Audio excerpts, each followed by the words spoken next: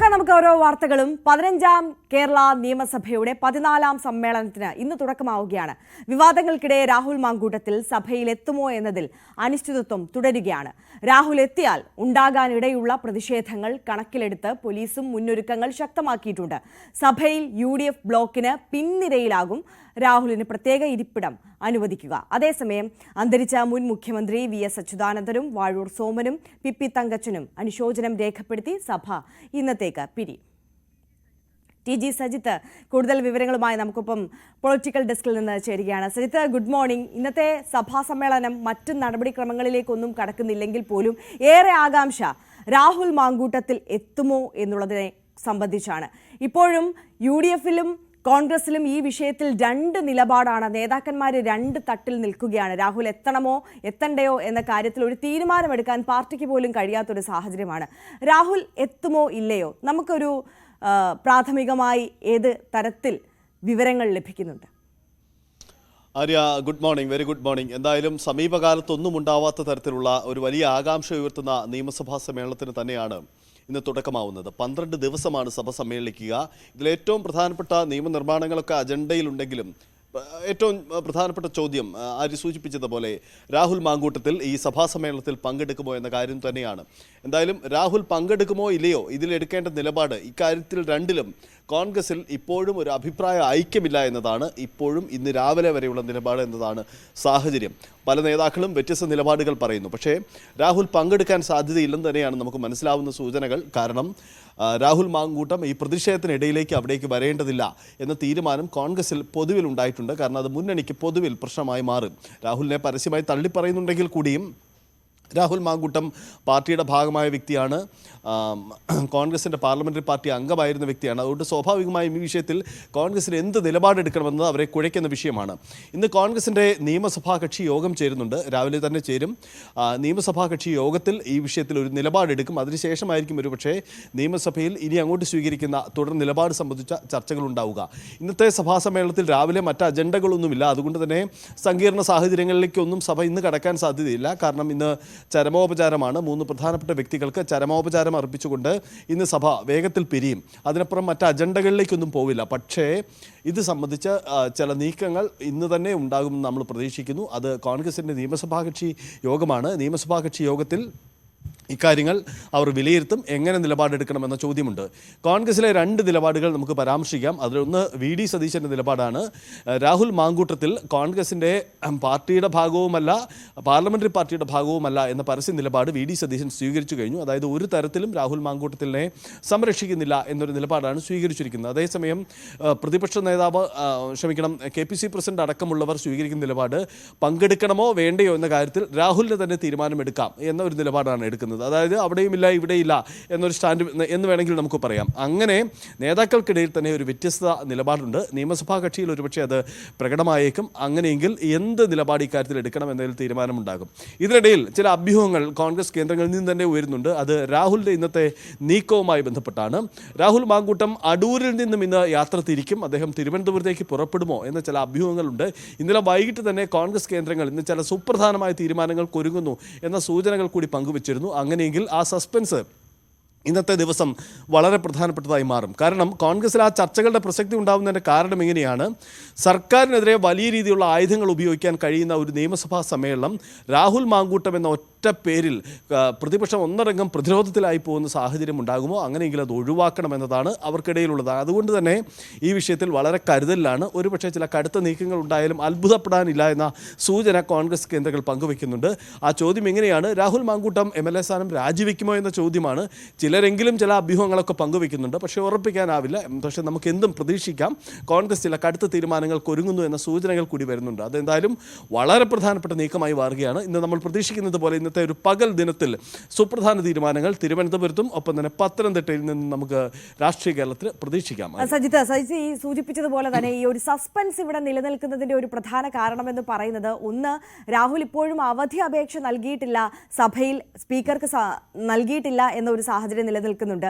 അതോടൊപ്പം തന്നെ സജിത്ത് ഇപ്പോൾ സൂചിപ്പിച്ചതുപോലെ തന്നെ അടൂരിൽ നിന്ന് തിരുവനന്തപുരത്തേക്ക് എന്തായാലും രാഹുൽ മാങ്കൂട്ടത്തിൽ പുറപ്പെടും എന്നുള്ളൊരു സൂചന നിലനിൽക്കുന്നുണ്ട്. അപ്പോൾ അതാണ് ഇപ്പോഴും ഉറപ്പിച്ച് പറയാൻ കഴിയാത്ത ഒരു സാഹചര്യം അല്ലേ, സഭയിലെത്തുമോ ഇല്ലയോ എന്നുള്ളത്. ഇനി സഭയിലെത്തിയാലും നേരത്തെ നമ്മൾ സൂചിപ്പിച്ചതുപോലെ ഒരു പ്രത്യേക ബ്ലോക്കിൽ ഇരിക്കേണ്ട ഒരു അവസ്ഥ രാഹുൽ മാങ്കൂട്ടത്തിന് ഉണ്ട് താനും.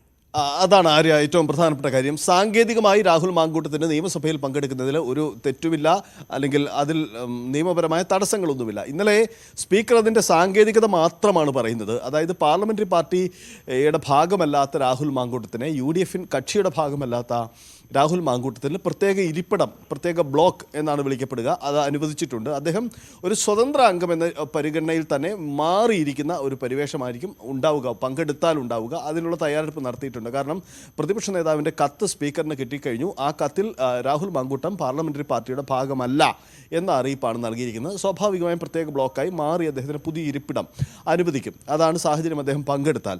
പക്ഷേ രാഹുൽ മാങ്കൂട്ടം സഭയിൽ പങ്കെടുക്കുന്ന സാഹചര്യം ഉണ്ടായി എന്ന് കരുതുക, സ്വാഭാവികമായും ഭരണപക്ഷം വലിയ പ്രതിഷേധവും പ്ലക്കാർഡുകളും അടക്കമുള്ള നീക്കങ്ങൾ ഉണ്ടാവും. ഒരുപക്ഷെ നിയമസഭയിൽ പ്രതിപക്ഷം നടത്തുന്ന കാഴ്ചകൾ നടത്താൻ പോകുന്ന അങ്ങനെയെങ്കിൽ ഭരണപക്ഷ അംഗങ്ങളാവാം.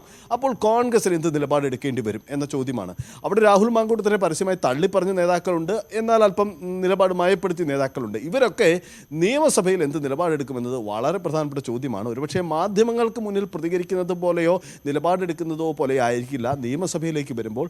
അവിടെ ആ നിലപാടിനൊക്കെ നിയമപരമായ പ്രാധാന്യം കൂടിയുണ്ട്, ജനങ്ങൾ നേരിട്ട് കാണുന്ന വിഷയങ്ങൾ കൂടിയുണ്ട്. അതുകൊണ്ട് സഭാരേഖകളിൽ ഉൾപ്പെടാത്ത തരത്തിലുള്ള നീക്കങ്ങൾ ഉണ്ടാവുമ്പോൾ എന്ത് നിലപാടെടുക്കുമെന്നത് അവരെ സംബന്ധിച്ചും ആശയപ്പെടുന്നുണ്ട്. അതുകൊണ്ട് കൂടിയാണ് ഈ ഒരു കൂടിയാലോചനകൾക്ക് പ്രസക്തമാവുന്നത്.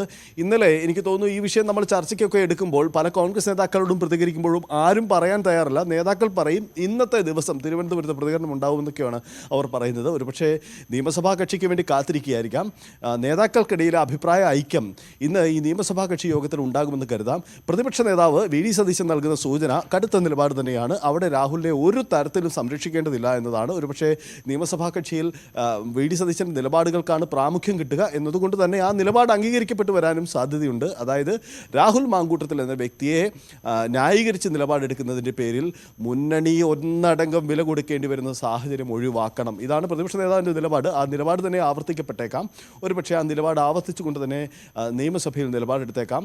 എന്തായാലും ഒരു കാര്യം വ്യക്തമാണ്, ഈ രാഹുൽ മാങ്കൂട്ടത്തിൽ വിഷയം ഭരണപക്ഷം കോൺഗ്രസിന് UDFനെതിരെ ഉയർത്തുമ്പോൾ മറുപടിയായി ഭരണപക്ഷത്തുള്ള ഒരു പിടി MLA-മാർ ആരോപണ വിധേയരായിട്ടുണ്ട്. അവർക്ക് എന്ത് നടപടിയെന്ന് മാറുവ ചോദ്യം ഉന്നയിക്കും. അങ്ങനെ സംഘർഷ രംഗങ്ങൾക്ക് തന്നെ നിയമസഭയുടെ ഈ 12 ദിവസത്തെ സമ്മേളനം കടന്നു പോകുമെന്ന കാര്യത്തിൽ ഉറപ്പില്ല. സുപ്രധാനമായ ചില നിയമനിർമ്മാണ അജണ്ടകളുണ്ട്.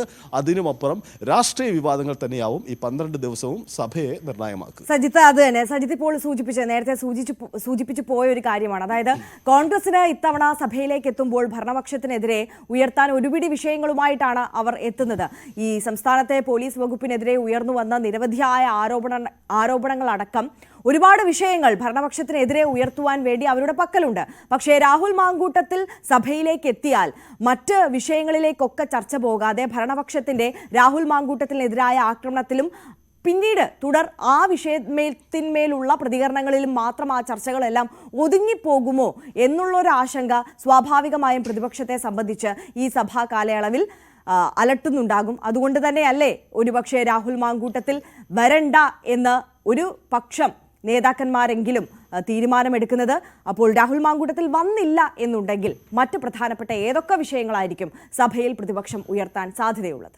ആര്യ, വളരെ പ്രസക്തമാണ് ആ കാര്യം. കാരണം പ്രതിപക്ഷത്തെ സംബന്ധിച്ച് ഒരു പിടി ചോദ്യങ്ങൾ സർക്കാരിനെതിരെ ഉന്നയിക്കാൻ കഴിയുന്ന നിയമസഭാ സമ്മേളനമാണ്. അതിലേറ്റവും പ്രധാനം ഈ അടുത്തിടെ നടന്ന പോലീസ് മർദ്ദനവുമായി ബന്ധപ്പെട്ട സംഭവങ്ങളാണ്. ലോക്കപ്പ് മർദ്ദന കാഴ്ചകൾ, CCTV ദൃശ്യങ്ങൾ, കോൺഗ്രസ് നേതാക്കളെ യൂത്ത് കോൺഗ്രസ് നേതാക്കളെ മർദ്ദിച്ച സംഭവങ്ങളുണ്ട്.